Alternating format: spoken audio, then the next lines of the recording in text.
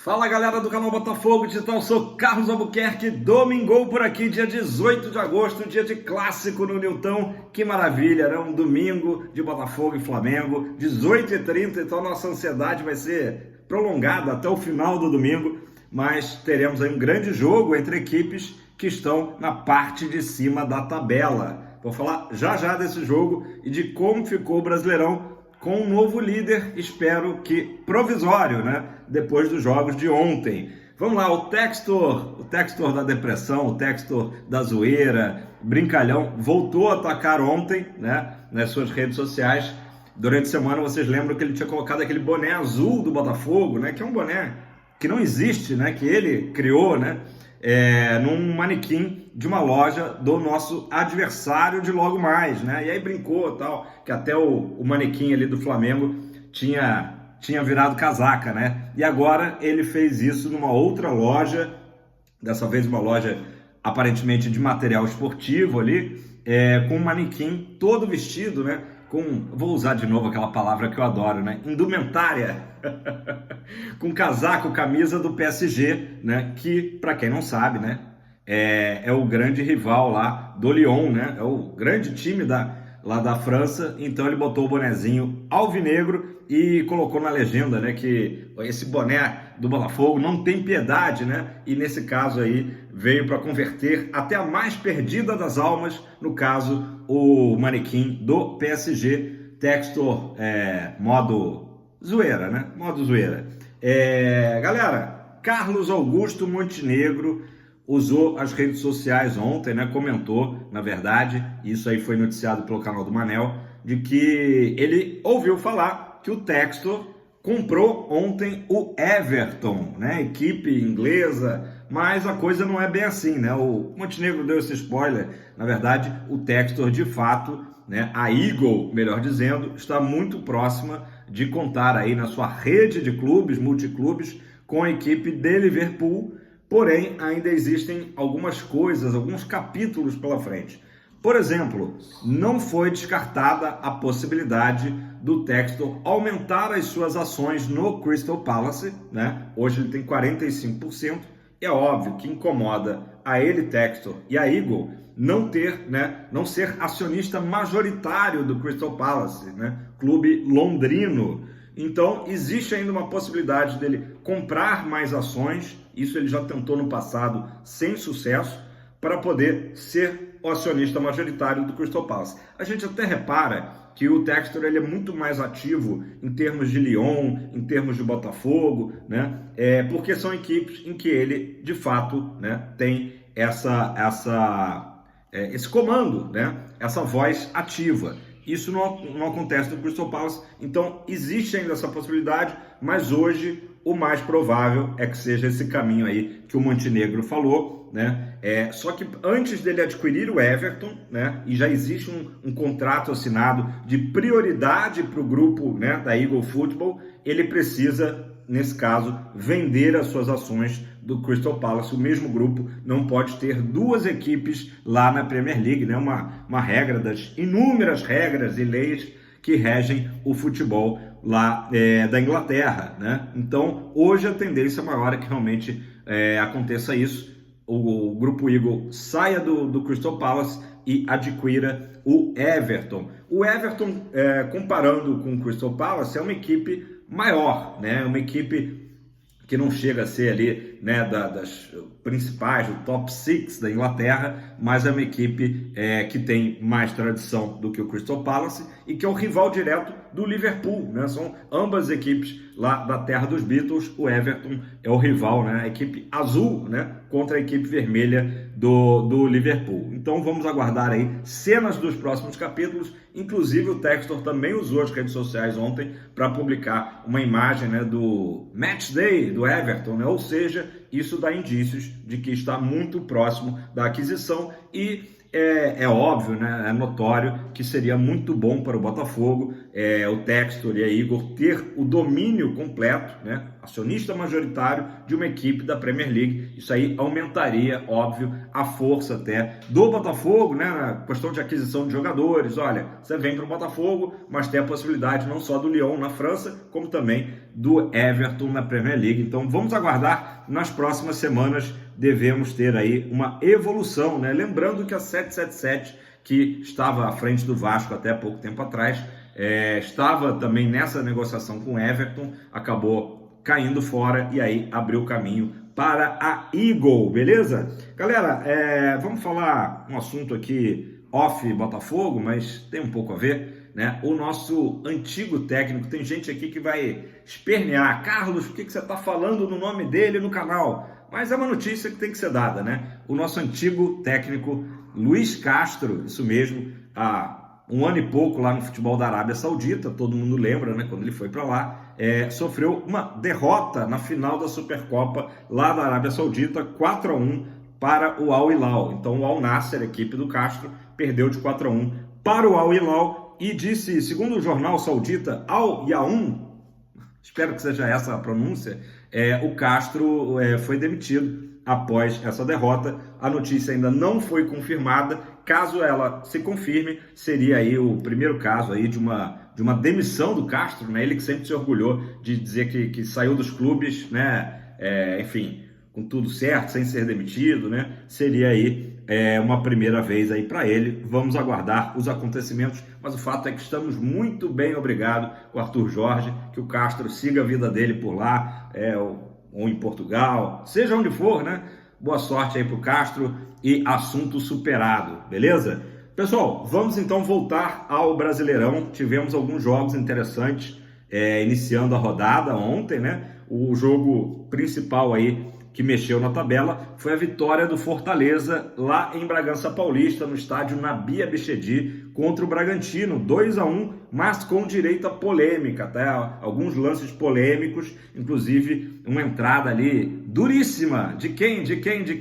Iago Pikachu, isso mesmo, Pikachu entrou com as travas ali, com tudo em cima do Vinicinho e apenas ganhou o cartão amarelo. Óbvio que todo mundo que estava assistindo começa sempre a pensar, 2 pesos, 2 medidas, né? Parece que só os jogadores do Botafogo que são expulsos. Naturalmente o VAR não chamou, né? Não recomendou a expulsão, um lance bastante duro que faz parecer aquele lance do Gregory lá pela Copa do Brasil, brincadeira de criança, né? Eu fiquei até pensando nisso esses dias, se a gente fosse mostrar aquele lance do Gregory para um torcedor, para um jornalista de outro país, seja Europa, Argentina, onde fosse, né? Eu teria vergonha de mostrar esse lance e dizer, olha, no Brasil o VAR chamou o árbitro e recomendou a expulsão e o jogador foi expulso, né? Por aquele pseudo peteleco, né?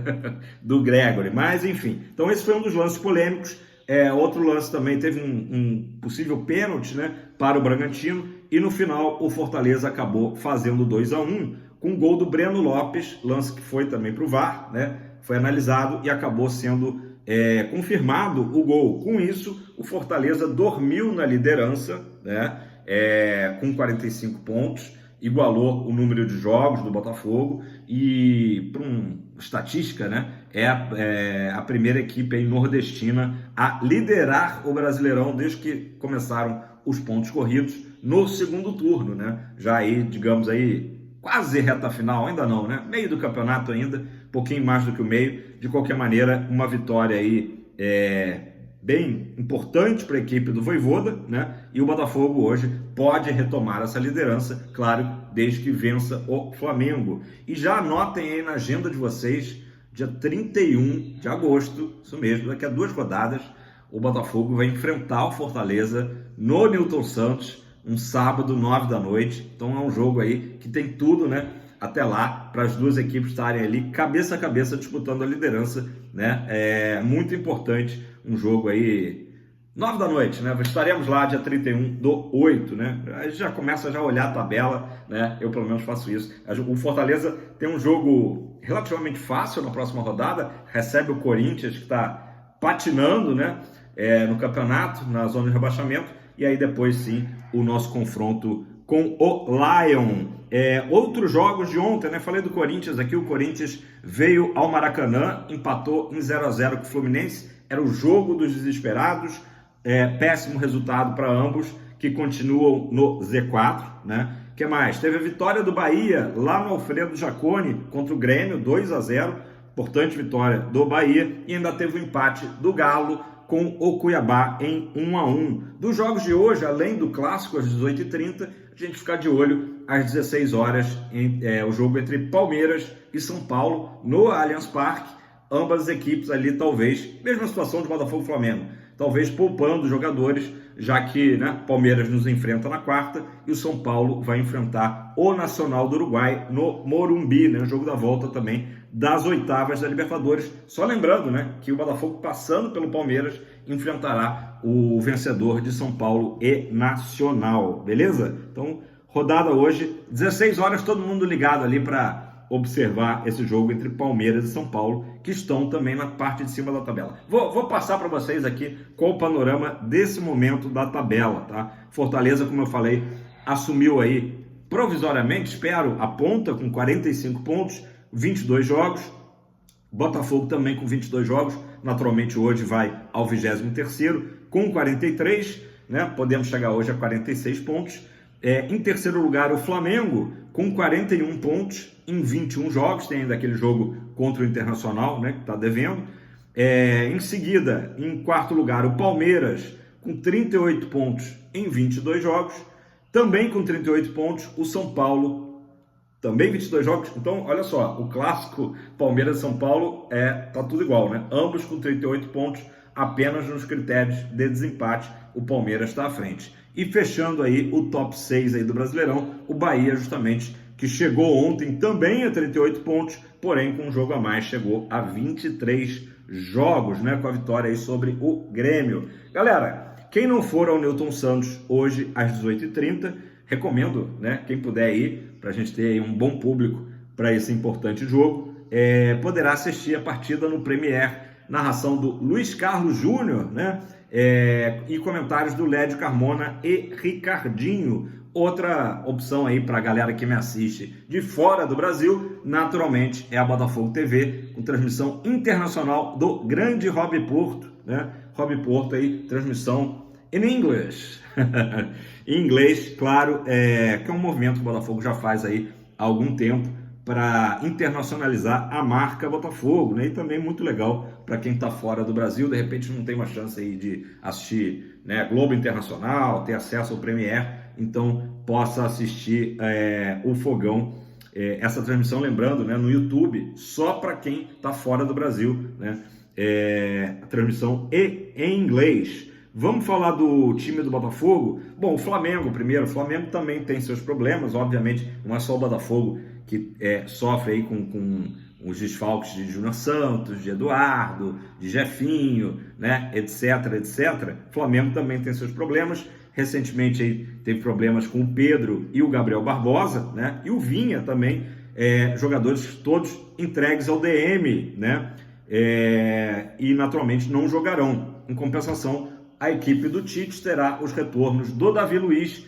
e do BH, né, o Bruno Henrique. Provável time do Fogão para logo mais. Está difícil de acertar, né, de saber que time o Arthur Jorge mandará a campo, mas a gente vai tentar mais ou menos imaginar aí, exercício de futurologia, né? Com o John Mateu Ponte, naturalmente, a zaga que a gente não sabe se o Bastos será poupado. Eu, por mim, pouparia o jogador angolano, né?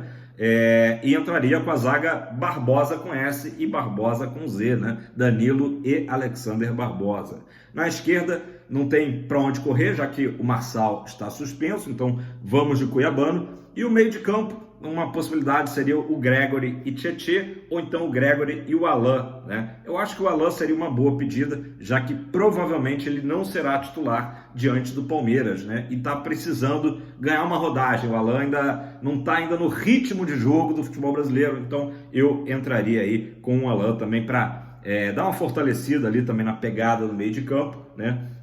Entraria com Gregory e Alain.